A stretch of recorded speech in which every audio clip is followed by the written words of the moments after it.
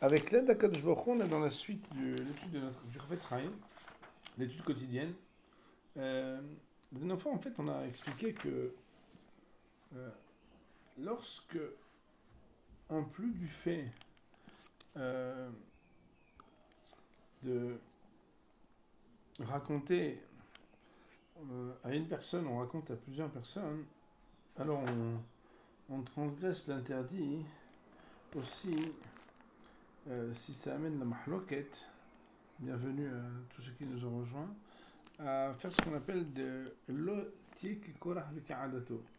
Et nous avons parlé aussi que parfois on a ce qu'on appelle ona'at dvarim. Donc on avait parlé des lavim numéros 12 et 13. Comme vous savez, dans le Lashon Hara, il ne suffit pas seulement, malheureusement pour nous, de penser que on a l'interdiction que nous avons euh, de, de dire le Shonara, mais en fait, il y a 17 lavim. Et on était au lave numéro 13. Je relis juste à l'oral pour que les choses soient claires. Parfois, il arrive, nous dit le Rav, Pe'amim, Arbe, Matsui, Od lav aher. Beaucoup de fois, il arrive qu'on transgresse un autre lave. C'est quoi ce lave? Donc, vous avez ça dans le premier document. C'est quoi le lave? On avait dit, c'est que comme des fois, les fiches regilim arbe pe'amim nevazot l'havero b'ma'asav arishonim ou b'begam mishpaha. Des fois, on lui fait honte en lui parlant de comment il se comportait quand il n'était pas religieux, par exemple, des averot qu'il avait faites, ou bien lui dire que sa famille, ceci, cela, mais lui faire honte à sa chokma, ou par son travail. Chacun selon ce qu'il était, et à ce moment-là, on transgresse un autre interdit qui s'appelle l'otono ish et amito, de ne pas faire de mal à son ami, mais onat dvarim. Et donc là-dessus, en fait, on n'avait pas vu le commentaire de Be'er Maimhaim. Donc, je vous invite à regarder, tel qu'on l'a proposé dans notre étude, méthodiquement d'étudier Be'er Maimhaim. J'explique. Le Be'er Maimhaim, ça ressemble un petit peu, puisqu'on parle du Chafetz Chaim, à ce que le Mishnah Brura a fait dans son commentaire sur le Mechaber. Ben là, lui, l'auteur, c'est Mekor Haim, et le commentaire, c'est-à-dire les références sur les lois qu'il a données, c'est le Be'er Maimhaim.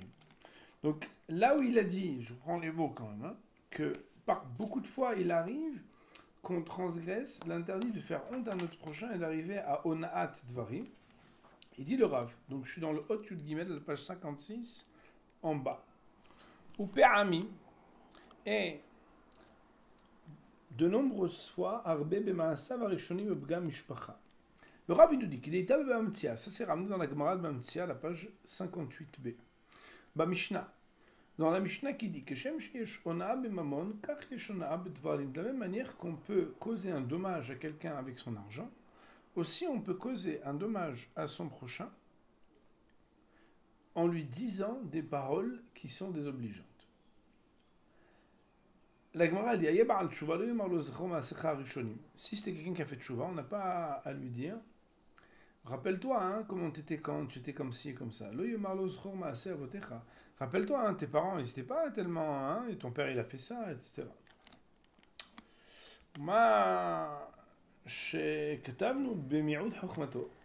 Et ce que nous avons rappelé, nous dit le Chafetz Chaim dans notre livre là-haut, quand on rappelle à quelqu'un qui n'est pas très intelligent, en tout cas qui a des choses qu'il ne connaît pas, et ça, c'est pas mentionné dans la Gemara.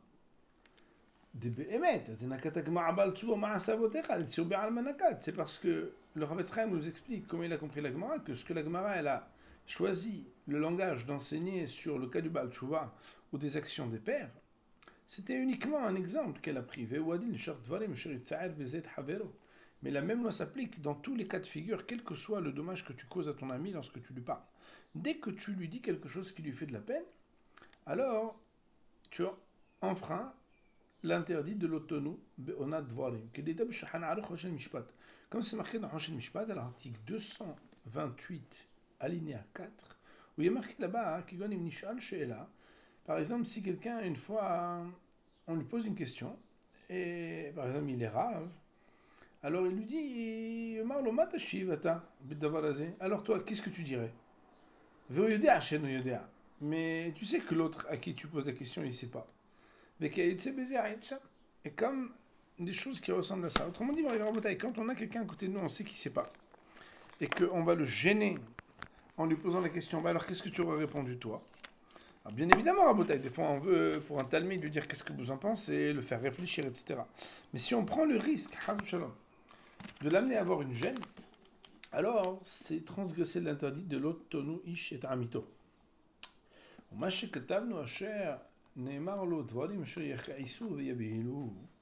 Et ce qu'on a expliqué dans Mekor Haïm plus haut, c'est quand on parle des choses qui vont qui vont l'énerver ou qui vont littéralement vous connaissez tous le bibhilou. Yavhilou, ça veut dire le bousculer. Mimash Katav Rambam, Sefer HaMitzvot. C'est inspiré des paroles du Rambam dans Sefer HaMitzvot. Vous êtes Shono, voilà ce que le Rambam il a dit. Marie Rabotai, je vous dis la vérité, il y a une partie ici dans le Rambam qui est citée, qui est fulgurante. Il y a marqué là-bas, Iziranu me onot ktsateinu ktsateinu, que je nous a mis en garde par une mise à négative de ne pas causer de préjudice les uns aux autres. Ve'u shene'mar lo devarim sherichaisu v'yabhilu. C'est concerne le fait de dire des choses qui vont énerver ou qui vont bousculer, et qui ne pourra pas répondre tellement il est bousculé. Vous savez, des fois il est marqué par exemple, lo yachal la'anot. Quand par exemple la Gemara dit dans Masechet Sanhedrin Daf Peibet, que quand Cosby et Zimri, quand ils sont venus voir Moshe Rabbeinu, et lui ont dit est-ce que Béhémet s'est permis d'aller avec une femme comme ça, et avec l'effronterie de la question, hein, alors Ibhilou, il n'a pas su répondre. Il était bloqué tellement. Alors là, on dit, quand on est bloqué parce qu'on a eu honte, et c'est marqué aussi, pas seulement dans le Sefer HaMitzvot du Rambam, mais aussi dans le Sefer HaChinuch, à la mitzvah 338, où là-bas marqué, on n'a pas le droit de causer préjudice à son ami par des paroles. Que le mar, ça veut dire, c'est une halakha, c'est une halakha de Oraita, qu'on n'a pas le droit de dire à quelqu'un quelque chose qui lui fera mal ou qui lui causera du tort, et qui ne pourra pas se défendre, qui ne pourra pas être aidé par ça. Il ne sait pas quoi faire. Écoutez bien, Rabotai, terrible. Je croyais que c'était le Rambam, en fait, c'est dans Sefer HaChinuch, la phrase qui, moi, m'a beaucoup, on va dire, bousculé, pour utiliser le mot qui est cité ici. Il dit et celui qui transgresse cela et qui fait du mal à un juif par les choses qui ont été précisées ici, ça veut dire que tu dis quelque chose et le gars il est embarrassé. C'est une transgression d'un lave. Mais c'est un lave sur lequel on ne prend pas les 39 coups. Pourquoi? Parce que c'est lave shenbo ma'aseh, comme la Gemara les Doresh, dans Masechet Bakot et ailleurs, que lave shenbo ma'aseh, c'est un lokin. Quand il n'y a pas d'action qui accompagne la transgression d'un lave, alors on n'a pas de flagellation des 39 coups. Et dit le Rav, Vekama malkot bli retzua shel ha'egel, yesh alze beyad adon ametzave itbarach v'it'ale. Mais combien de flagellations sans avoir de lanière, de cuir, de ha'egel, de veau, Akadosh Baruch Hu possède lui. Autrement dit, par Rabotai, quand Kivyachol, la Gemara elle parle de Malkout et des peines qui sont dans la flagellation Kapor et qui sont expiatoires. Ici, Kivyachol, il vient nous dire, le Rav, le Sefer HaChinuch, c'est pas parce que Bémet on n'a pas la Malkot, Ba'olam Hazeh, que Akadosh Baruch Hu ne s'occupe pas de nous Ba'olam Haba. Parce que Bémet c'est quelque chose qui est très grave de faire honte et de faire de la peine à son ami. D'ailleurs, mon rêve Rabotai, tout le monde sait ce qu'on ressent quand on a cette difficulté de ne pas savoir quoi dire et de ne pas savoir quoi faire quand quelqu'un nous dit quelque chose de désobligeant. Et le Rav il nous dit, Adkan Nishono, ou Be'emet, Lav Shelonat Dvarim, Gadol Monat Mamon. Il faut savoir que la Gemara dit que quand quelqu'un fait un préjudice par des paroles, c'est plus grave que le préjudice financier. Que Moshe Amou Bamtia, Sham Ain Sham, comme Be'emet Hacham nous dit dans la Gemara de Bamtia. Et dans le texte de Mekor Haïm, ceux qui étaient là avec nous au dernier shiur, alors Béhémet, ils savent qu'il y a quelque chose qui est encore pire lorsque c'est fait devant quelqu'un. Autrement dit, lorsque Béhémet, c'est devant plusieurs personnes, alors il dit, c'est quelque chose qui est explicite dans les mots de Sharat Shuvah dans Rabbeinu Yonah, de dire que c'est encore pire lorsque c'est devant des personnes. Mais bien évidemment, nous on le sait. Mais vous voyez que le Rav est très structuré, Hafetz Haïm, dans ce Sefer, pour donner les références à chaque chose qu'il a dite. Alva Yalen, Alva Yalen. Et ce qu'on a écrit, nous dit le Rav, Bein Belashon Hara. Quand, vous savez, on a dit chaque fois qu'il essaie de dire est-ce qu'on transgresse la shonara, quand c'est soi-même, rechilut, quand c'est colporter ce que quelqu'un d'autre a dit, sheker, emet, befanav, shol befanav, ceux qui viennent de nous rejoindre dans ce limoud, ils vont être habitués que chaque fois qu'on parle d'un lave, d'un interdit, on doit chaque fois savoir des 4 caractéristiques, dire ou colporter, celui qui dit ou celui aussi qui entend, sheker ou même emet, et devant lui ou même derrière son dos. Donc on va voir que c'est chaque fois on va dire le baromètre pour savoir dans quel cas on transgresse. Et dit le Rav, on a dit que ça, c'est lorsque c'est autant quand c'est le shonara, c'est parce que tout ce qu'on est en train de dire ici, c'est de le shonara. C'est pas seulement le fait de colporter. Les vadme, ils sont shonara dvarim. En dehors du fait que tu es en train de lui faire du mal, tu es aussi en train, de transgresser un interdit qui s'appelle de dire le shonara, comme je t'ai Sharat Shuvah, comme Bémet, le Sharat Shuvah l'écrit dans l'annotation qu'on a citée plus haut. Il dit le Rav Chen, Muhammad Rambam, mais c'est aussi comme ça que c'est démontré dans le Rambam, le Rambam il a dit aussi que Bémet, quelqu'un il transgresse cet interdit quand il lui fait du mal, pas seulement quand c'est sur son corps ou c'est sur son argent. Comment je ne vais pas raconter Hachem les Kaman Birchot le Shonara, comme on va expliquer dans le détail dans le Shonara, il donne la référence. Comment quand on a dit mais c'est pas seulement si c'est lui-même qui dit, mais aussi s'il colporte ce que quelqu'un d'autre a dit.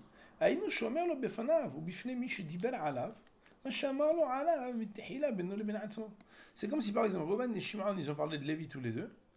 Et après, Lévi arrive et il dit ouais, franchement, je trouve que toi, t'es très mal assuré quand t'as fait ça, c'est n'importe quoi.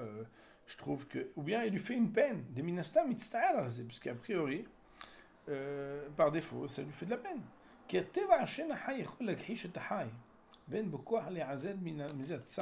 Si par exemple, Shimon, il dit à Lévi, tu sais que Rouven, ce qu'il vient de me dire sur toi là, c'est horrible parce qu'il vient de me dire qu'en fait, quand tu étais jeune, tu as fait telle et telle avera, etc. En vraie vérité, sur le moment, lui, il dit pas, il fait juste que raconter. Eh bien quand même oui, pourquoi? Parce que ça le gêne. Et comme ça le gêne, chaque fois qu'on gêne quelqu'un en transgresse un interdit qui s'appelle Onat Dvarim. Et sache que ce qu'on a dit, c'est dans les Arba Ofanim Arishonim. Donc ça veut dire la Shonara Rechilut Evet du Sheker. Mais c'est la Messaper, c'est seulement celui qui dit et pas celui qui écoute. Ferak Befanav, et c'est uniquement devant lui qu'on transgresse cet interdit supplémentaire. Ça, c'était pour le lave numéro 13. Nous allons à présent arriver en bouteille, puisque je pense que vous l'avez aussi, lire le lave numéro 14. Je suis aussi sur une question la dernière fois qui s'appelle « Et pourquoi on n'aurait pas le droit de dire à quelqu'un qui a fait tchouva qu'il a fait tchouva ?» A priori, makom sheba tchouva amdim, en tadigamo yichol amod. Et a priori, non, c'est quelque chose de positif. Alors, si ceux que ça intéresse, je vous donnerai un petit lien sur mon site avec un shiur que nous avions fait que là-dessus, qui est un sujet qui est intéressant. On en avait parlé à l'oral d'ailleurs avec les amis, je ne sais pas si vous vous rappelez, à la fin de notre dernier shiur. Nous allons à présent juste lire le Lav Yud Dalet et nous étudierons avec l'aide d'Akadosh Baruch Hu demain le commentaire du Be'er Maim Haïm. Pour ceux qui nous rejoignent, l'étude du livre Havetz Haïm a plusieurs parties. Nous sommes dans la Ptiha de Lavim, c'est-à-dire l'introduction pour savoir quels sont les interdits de Horaïta. Ensuite, il y a la Ptiha des Asin, qui sont quelles sont les mitzvot positives qu'on annule de faire lorsque l'on dit du Lashon Hara, en tout cas ce qu'on est sujet, et le commentaire sur la partie qui est le centre du livre qui s'appelle Mekor Haïm, et la partie du bas qui s'appelle Be'er Maim Haïm. C'est ça qu'on essaie de le faire méthodiquement. Je découvre avec vous ce sefer exceptionnel que j'ai jamais eu l'occasion d'étudier de manière si méticuleuse. Et comme nos Gdolim nous ont dit qu'une des choses sur lesquelles on doit se travailler, puisque la séparation du peuple par ce bidoud et ce confinement est un petit peu la mida keneged mida de ce qui était à l'époque de la Torah, l'écartement et le confinement qui était donné à celui qui lisait de Lashon Hara, et que le Gemara dans Archin dit que tant que Bémet on n'a pas corrigé cette avera, alors le Beth Amikdash ne sera pas reconstruit. C'est pour ça qu'on a pris sur nous cette étude quotidienne, et pour ça que j'accueille les nouveaux pour leur dire combien ce choix il a été fait, parce qu'il a été recommandé par nos Gdolim. Le Lav Yud Dalet, pour les quelques minutes qui nous restent de cette première partie du Shiur. Ve'im ginau kolkach bodvarim anal. Et s'il a fait tellement de déshonneur par les paroles qu'il lui a dites, nous tournons la page. Nous sommes donc dans la 3e page du document que vous avez reçu. Ve'kayotse baem, quelque chose qui ressemble à ça, mais fanav bifna herim, ad shenishtana panar alideze. Au point que son visage a changé à cause de ça.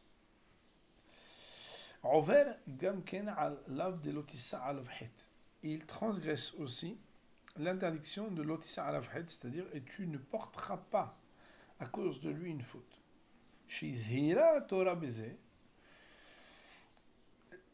Car la Torah nous a mis en garde, nous a interdit par ce verset. Écoutez bien, Rabotai, le hidouche, il est important ici, et le Be'er Maim Haïm l'expliquera très bien. C'est que la Torah nous a mis en garde de ne pas faire honte à notre prochain, même au moment où on a la mitzvah de la Torah de lui faire une tocheha, de lui faire une remontrance. Ou beinol ben atzmo, même quand on est seul avec lui. Autrement dit, on est dans une situation qui est complexe, c'est quoi? C'est que d'un côté on a mis à la tocheha, on est seul avec la personne, on aimerait quand même s'exprimer, parce qu'on a des choses à lui dire, et pourtant, il faut savoir que si Hasbe Shalom, à ce moment-là, eh bien, on enfreint, enfin, on lui fait honte, on transgresse un interdit de la Torah. Alors qu'on a quand même une mitzvah positive.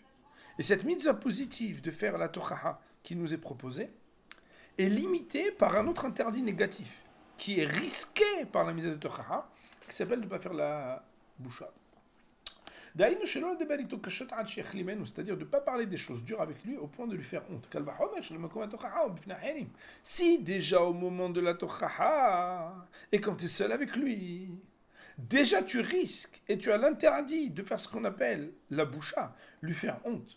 A fortiori lorsque c'est pas au moment de la Torah, et a fortiori quand il y a plusieurs personnes.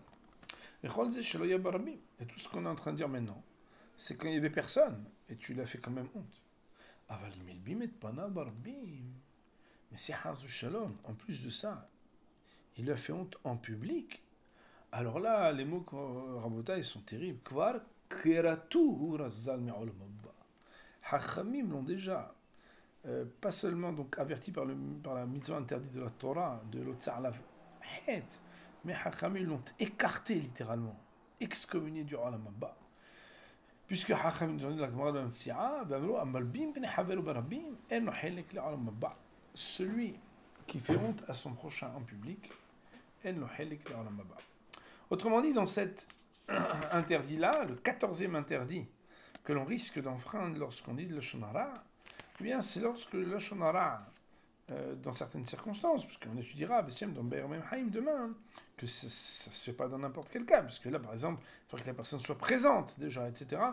Il y a le Lotissa Alafhet, c'est que Hazou Shalom, quand on fait honte à quelqu'un, même quand normalement on devrait lui faire une remontrance, même quand on est parfois seul à seul avec les personnes, on peut arriver à transgresser un interdit de la Torah en lui disant quelque chose de négatif sur lui-même. Pour notre première partie de l'Imoud sur le Havetz Haïm, et ayant terminé la lecture et l'explication pour l'instant de première lecture donc du Lav numéro 14, nous allons dire Baruch Adonai Le'olam, Amen ve Amen.